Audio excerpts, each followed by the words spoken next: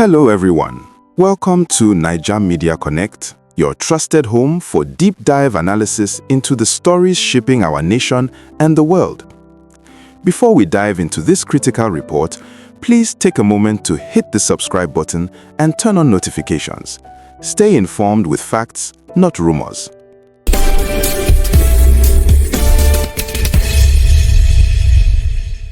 Today, we are looking at the Nnamdi Kanu life sentence error and the reported ICC interest in Justice James Omotosho. Is the international community about to step in? Let's break it down. On November 20, 2025, a federal high court in Abuja, presided over by Justice James Omotosho, delivered a landmark judgment. Mazi Nnamdi Kanu, the leader of the indigenous people of Biafra, IPOB, was sentenced to life imprisonment on counts of terrorism. While many expected a death sentence or a full acquittal based on previous appellate rulings, Justice Omotosho opted for life imprisonment, citing mercy and international trends against the death penalty. Within 24 hours of the sentence, a move occurred that shocked the legal community. Nnamdi Kanu was transferred from the DSS headquarters in Abuja to a correctional facility in Sokoto State. Sokoto is over 800 kilometers from Abuja. For Kanu's legal team, this wasn't just a change of scenery, it was a strategic move that complicates access to their client for the mandatory appeal process. Reports began to circulate regarding the International Criminal Court's interest in this specific trial. This is where the story shifts from a local judicial matter to a global legal debate. To be clear for our viewers, in international law, an ICC summons to a sitting judge is a rare and extreme measure. However, global pressure and petitions to the ICC regarding judicial conduct are very real. Legal analysts are pointing to a potential procedural error. Critics argue that the court proceeded with the judgment despite Nnamdi Kanu's protest that he had not filed his final written address, a key component of a fair trial. Justice Omotosho is now at the center of this storm. His decision to eject Nnamdi Kanu from the courtroom for unruly behavior before delivering the sentence is being scrutinized by international human rights observers. Under Section 36 of the Nigerian Constitution and Article 7 of the African Charter, every accused person has the right to be present and heard. The ICC monitors whether these fundamental rights are bypassed. We must remember, the UN and the Nigerian Court of Appeal previously ruled that Nnamdi Kanu's 2021 capture in Kenya was an extraordinary rendition. The ICC views such acts as potential violations of international law. If the ICC determines that the domestic courts are unwilling or unable to provide justice, or if the trial is seen as a tool for political persecution, their jurisdiction begins to expand. Nigeria is a signatory to the Rome Statute. Any perception that our judges are acting under political pressure rather than legal evidence damages our standing in the global community. Nnamdi Kanu's youth counsel, Aloy Ejimako, has signaled that the fight is far from over. The move to Sokoto is being challenged as a move to stifle the appeal. The federal government maintains that the trial was transparent and that the move to Sokoto was a routine security measure for a high-profile convict. Justice Omotosho previously stated that the Nigerian judiciary is sovereign and does not take orders from foreign bodies. But does sovereignty shield a court from international human rights standards? This case is evolving by the hour. Will the Supreme Court intervene? Will the ICC take a formal step? Stay tuned to watch the full story unfold as we bring you more updates. Why life imprisonment? Some analysts suggest this was a middle ground to avoid the international outrage of a death sentence while still keeping the IPOB leader incapacitated. This isn't just about one man. This is about whether the Nigerian justice system can withstand the pressure of high-stakes political cases without breaking. From the UK Parliament to the US Congress, the Nnamdi Kanu case has become a recurring topic. This global pressure is what often triggers ICC preliminary examinations. If the appeal finds that Justice Omotosho erred in delivering a verdict in Kanu's absence, the entire life sentence could be declared a nullity. Beyond the courtroom, the verdict and the transfer to the north have created a tense atmosphere in the southeast, where many feel the legal process has been unfair. At Naija Media Connect, we remind you, no arrest warrant has been issued for the judge yet, but the summoning of information by international bodies is a standard first step in an ICC inquiry. The ICC doesn't just try warlords, it monitors judicial systems to ensure that justice is not only done, but seen to be done. To summarize, we have a controversial life sentence, a sudden transfer to a remote prison, and an international community that is no longer looking away. The legal chessboard is moving. We are tracking every motion and every international statement. The logic of the Sokoto transfer. Why Sokoto? In the wake of the life sentence, Justice Omotosho explicitly directed that Nnamdi Kanu be moved out of the DSS custody, but barred his transfer to Kuje prison in Abuja. The official reason cited was security concerns, leading the executive branch to select the Sokoto Custodial Center. Sokoto is situated in the northernmost part of Nigeria. For a legal team based primarily in Abuja and the southeast, this creates a logistical nightmare. Every consultation now requires a cross-country journey, a move critics label as judicial distancing. Former counsel to Kanu, Aloy Ejimako, has publicly criticized this relocation, calling it surprising and insensitive. He argues that prisoners, regardless of their sentence, retain the right to easy access to their legal representatives to prepare their defense. Under Nigerian law, a convict has exactly 30 days to file an appeal. With Kanu isolated in Sokoto, the window to review transcripts, sign documents, and finalize the notice of appeal is narrowing dangerously fast.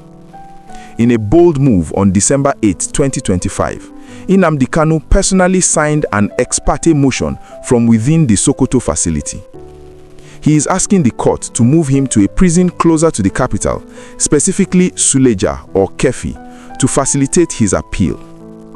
Let's look deeper at the ICC angle. A major point of contention being sent to international observers is that Kanu was absent during his own sentencing. He had been removed from the court for disruptive behavior just moments before the life term was read.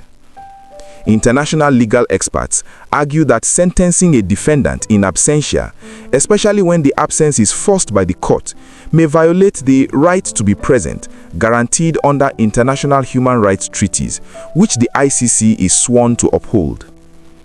Another error being highlighted is that Kanu refused to open his defense in October, claiming the court lacked jurisdiction due to his illegal rendition from Kenya. Justice Omotosho ruled he had exhausted his chance, but international law often requires a more rigorous effort to ensure a defense is heard.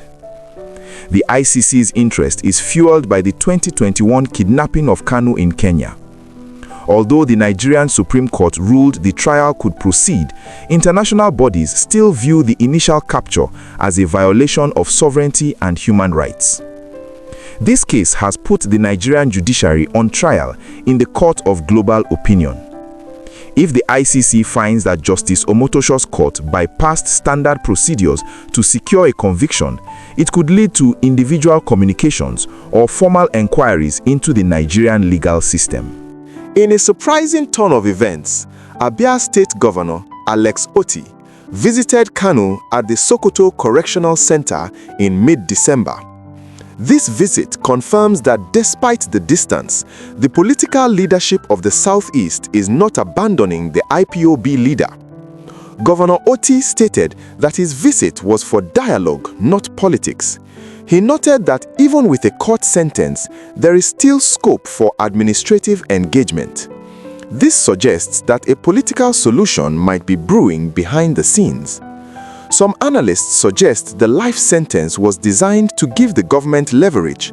By removing the threat of the death penalty but ensuring Kanu remains behind bars, the state may be looking for a way to negotiate a conditional release later.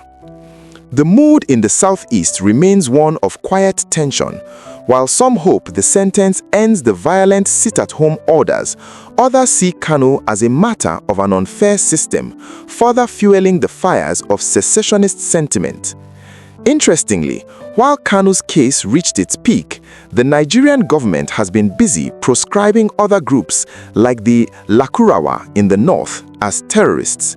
This is seen as an attempt to show regional balance in the fight against insecurity. Organizations like Amnesty International and Human Rights Watch are reportedly compiling dossiers on the conduct of the trial. Their reports often serve as the evidence base for ICC investigations. Supporters of the judge argue that he acted within his powers to maintain order in his court. They contend that Kanu's disruptive behavior left the court with no choice but to remove him to deliver the final judgment. The Nigerian government remains firm. No foreign court or body has the right to dictate how Nigeria handles its internal security threats. But in a globalized world, sovereignty is rarely a shield against human rights scrutiny.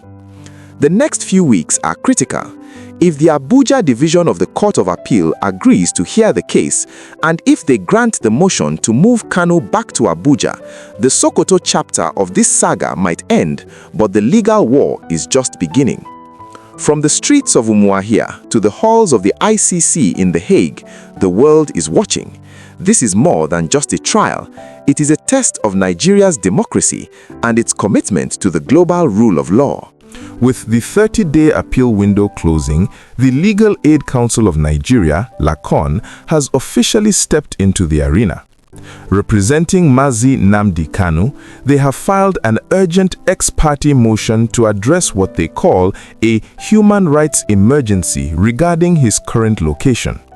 This motion explicitly asks the court to compel the federal government and the Nigerian Correctional Service to move Kanu from Sokoto. The request is simple. Bring him back to the Federal Capital Territory or a neighboring state like Nasarawa to allow his lawyers to actually do their jobs.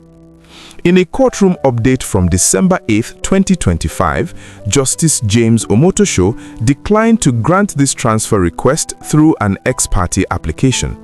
He ruled that the federal government must be put on notice, meaning they must be given a chance to argue why Kanu should stay in Sokoto. The court has now fixed January 27, 2026 for the hearing of this motion. For the Kanu legal team, this date is a double-edged sword. While it keeps the legal door open, it means the IPOB leader will likely remain in the far north for the duration of the Christmas and New Year period. A major detail often overlooked is that Justice Omotosho's ruling included a no digital access clause. In Sokoto, Kanu is reportedly barred from any form of electronic communication, further isolating him from his international support network and his legal consultants. Now, let's address the viral reports about an ICC summons for Justice Omotosho. It is important to clarify that while many petitions have been sent to The Hague, the ICC has not officially issued an arrest warrant or a formal summons for the judge. However, the global pressure is real. Groups representing the Southeast diaspora have submitted extensive dossiers to the ICC's Office of the Prosecutor, alleging that the life sentence and the Sokoto transfer constitute persecution of a specific group under international law. Legal analysts suggest that the ICC doesn't need to summon a judge to have an impact. The mere threat of a preliminary examination into Nigeria's judicial process serves as a massive deterrent against what the international community might perceive as political trials. As the case moves toward the Court of Appeal, a new panel of justices will be selected.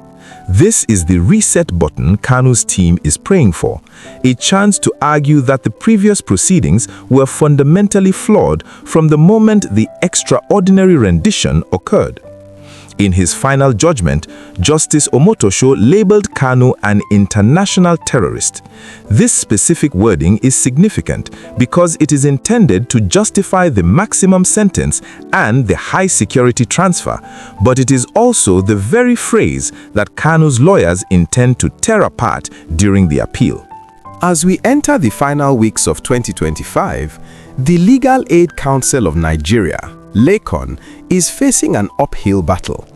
Their lead lawyer, Demdu Hassan, recently admitted in court that the distance to Sokoto has made it nearly impossible to gather the necessary signatures and affidavits directly from Kanu to fast-track the appeal.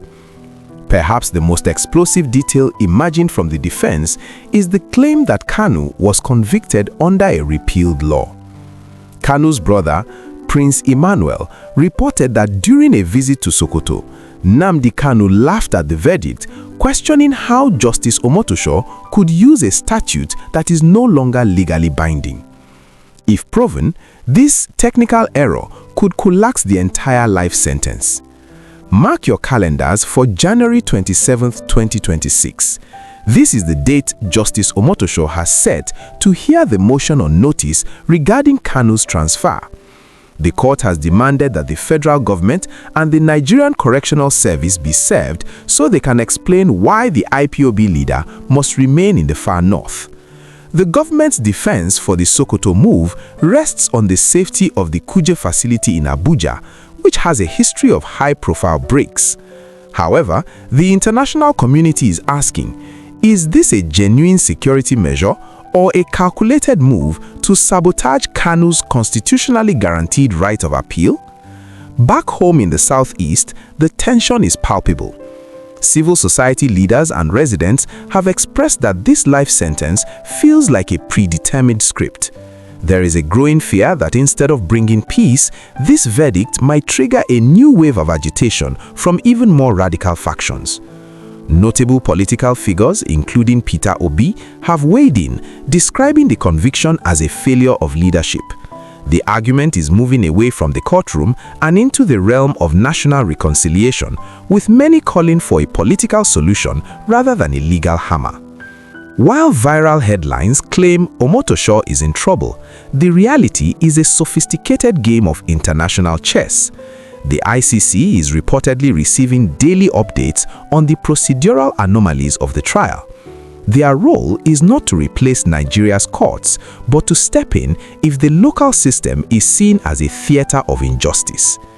Justice Omotosho maintains that his court is independent and that Kanu's unruly behavior and refusal to open his defense left the bench with no choice.